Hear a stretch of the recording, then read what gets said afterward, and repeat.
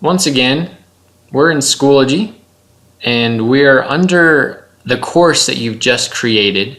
So make sure you've selected the new course you've created and that you're on the main course page. This tutorial is going to walk you through how to just add content to your course. The materials that you can add are all found in this box. There's several options. The assignment is going to ask you to create and add a folder. I like to do this so that I can kind of keep track of groups of information. But as I add different quizzes, discussion boards, assignments, and resource links, I like to keep them all contained in separate folders that correspond to the chapter or the content that's going along with that. So click on Add Materials and click on Add Folder, and this gives you several options. Title the folder Chapter 1. You pick a color. I'm just going to start here and work my way to the right. And in the description, start here. You can type anything you want.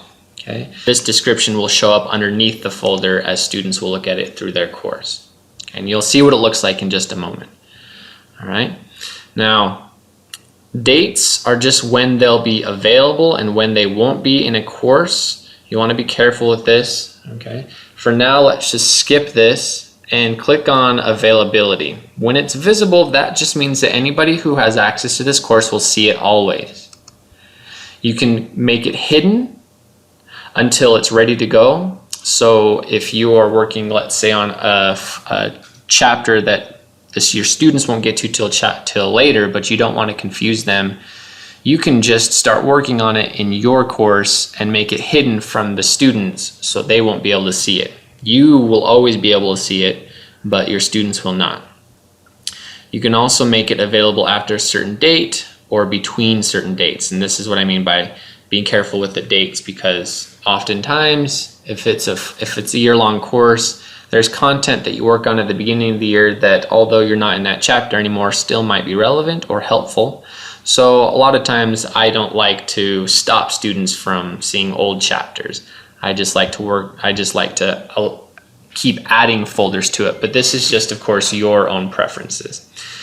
For now, make it visible. This will be important because the other people, if I were to log in to be able to see that you actually did this, I need to be able to see this. You're going to have to send me an access code.